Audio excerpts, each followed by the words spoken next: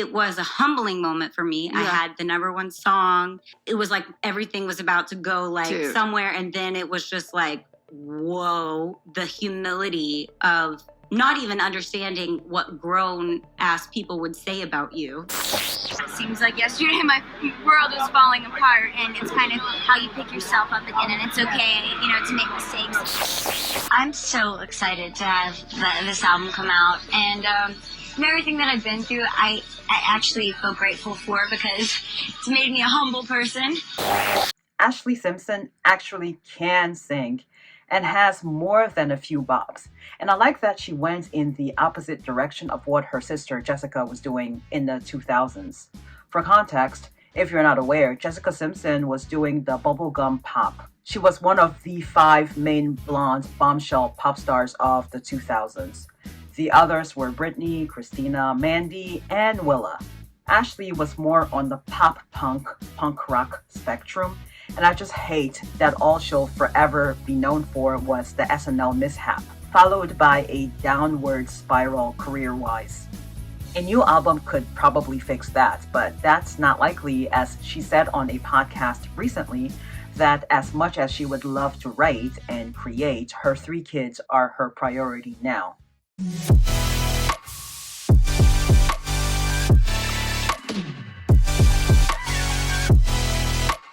Ashlee's popularity in the music industry may have been short-lived in comparison to her sisters, but I would say she had a real impact while it lasted. I remember Pieces of Me being in heavy rotation on the radio in 2004, as well as Shadows.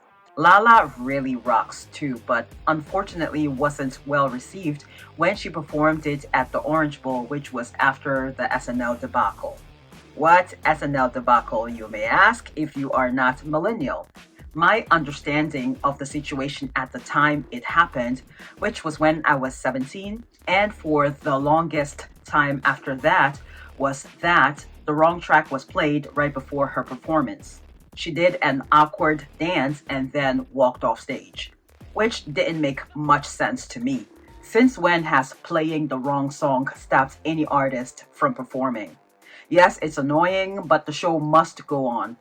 You just carry on, go with the flow as if nothing has happened, and then maybe reprimand the band later. Or during the show, like Beyonce.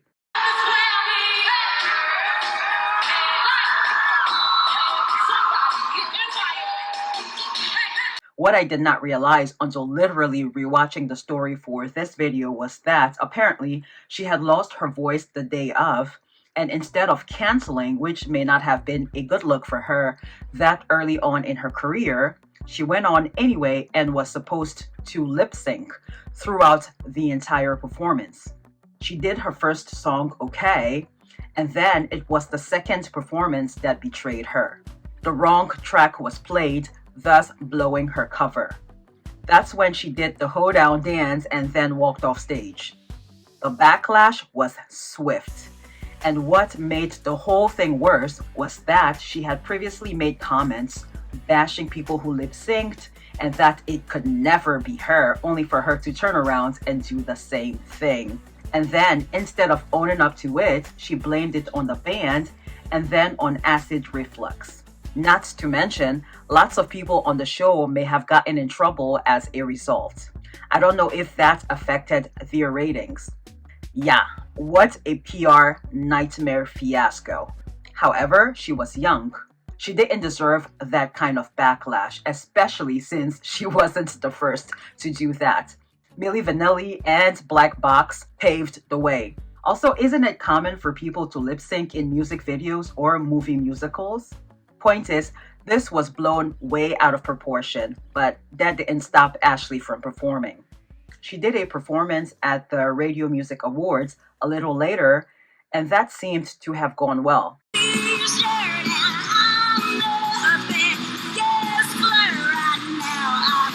Then, as mentioned earlier, she performed at the Orange Bowl, a college football game, a few months after that. That one didn't go over well. She sounded a bit off-key and got booed at the end of the performance. You make me wanna scream.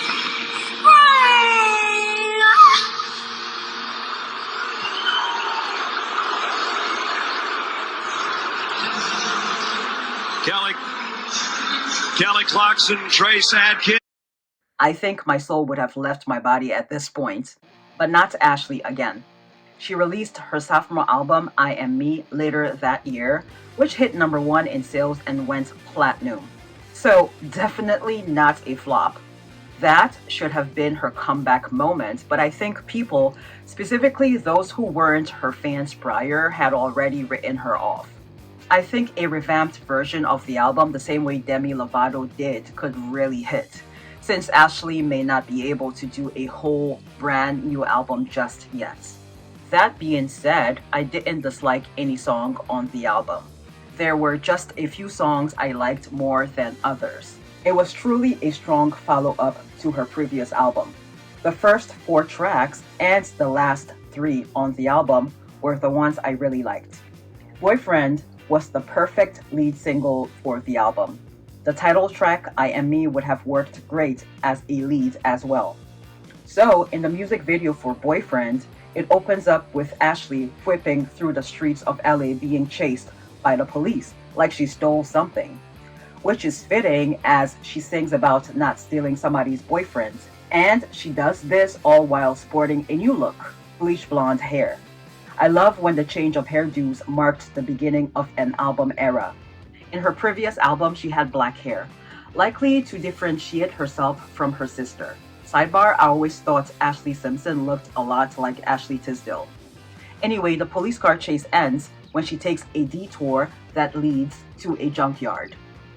She then exits the car, slams the door shut, and walks into the chop shop and breaks out into a full blown-out performance in pointy-toe heels, no less, in front of a whole crowd of people. I had at least 3 pairs of those, the pointy-toe heels, that is, which I wore to school my senior year of high school, mainly to change my reputation before I graduated. You know, class of 2005, most improved sense of style or whatever. But the heels were also to impress some guy who ended up changing schools mid-semester. We ended up working the same job a few months later. Funny how life works. Anyway, back to the video and the garage crowd.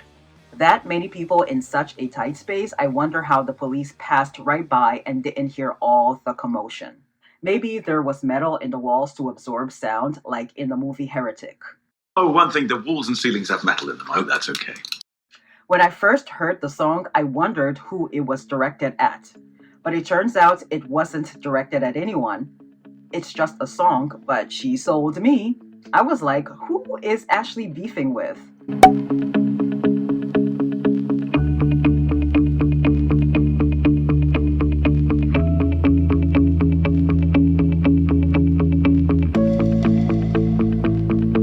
Something else that occurred to me was the symbolism of the police car chase. As mentioned, Ashlee herself had said in the behind the scenes of the video that it just went with the theme of the song.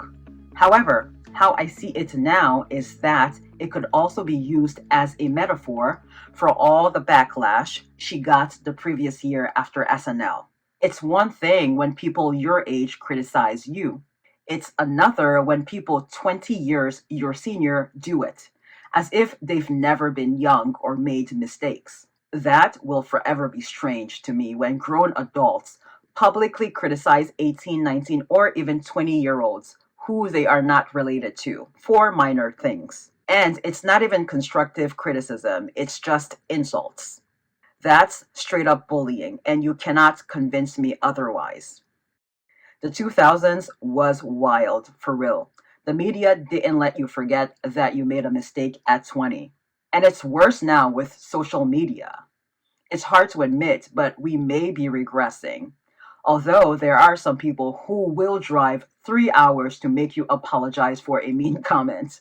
It's like Mike Tyson once said, people get bold in comment sections because they think they won't get punched in the mouth. And it's always the people without profile pictures who comment the most vile things. But back to the song to prove my theory about it low-key being a response to the backlash. Some of the lyrics of the song read, quote, Hollywood sucks you in, but it won't spit me out, end quote. That was about as subtle as a punch in the face. I rest my case. Moving on to LOVE. There's something comforting about this song when I listen to it. Aside from it being catchy, it just represents simpler times. She has a flip phone in the video. She goes out with her girls having a good time at a house party where you actually have to engage with people because there was no social media on the phones then for anyone to be scrolling on. I'm pretty sure I had a shirt similar to the one she's wearing in the video. The kinds of shirts you would find at Wetzel that were kind of punk rock and preppy at the same time for those who didn't want to fully commit. That was Ashlee's style, by the way. Not fully pop punk like Avril Lavigne, but not bubblegum like her sister or Britney or Mandy Moore. She had a bit of an edge to her, if you will. Then we have Beautifully Broken, which Ashlee mentioned at the Dukes of Hazzard premiere, which her sister starred in, that the song was about picking herself back up after a rough time. I appreciate the energy behind the song, and she was 20 when she wrote it. But I don't believe any of us are broken. We may have trauma, some more than others, but not broken. I think to say that you're broken is an excuse to not look deep within and do the work. Coming Back for Me sounds a bit like Carrie Underwood's Cowboy Casanova. Or should I say, Cowboy Casanova sounds like Coming Back for Me, since Ashlee's song was out before Carrie was even discovered on American Idol. The beginning of Dancing Alone reminds me of LANA DEL REY'S Ultraviolence. Again, Ashlee's song did come out way before Lana's, even though they are about the same age. And then we have Burning Up, which is a funky one. And then my absolute favorite, Eyes Wide Open. Isn't that the name of Sabrina Carpenter's first album?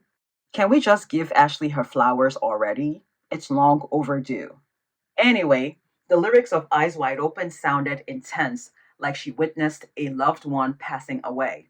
But Ashlee said on TRL that the song is just about thinking there was a ghost in her house, which is spooky, but not quite as heavy as what I thought, which proves that her pen is sharp. The last I heard, Ashlee had this reality show with her husband, Evan, who is the son of the legendary Diana Ross. And they even made and released music together, which I didn't even know about. The show had a short run, and then she got a Vegas residency for this particular album. Good for her. Honestly, I wouldn't pay to go see her, but I'm seated if she decided to release new music. I'll stream it. I'm always down for new, good music.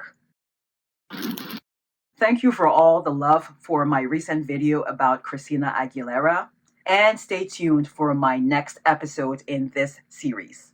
We'll be discussing Demi Lovato's Tell Me You Love Me album.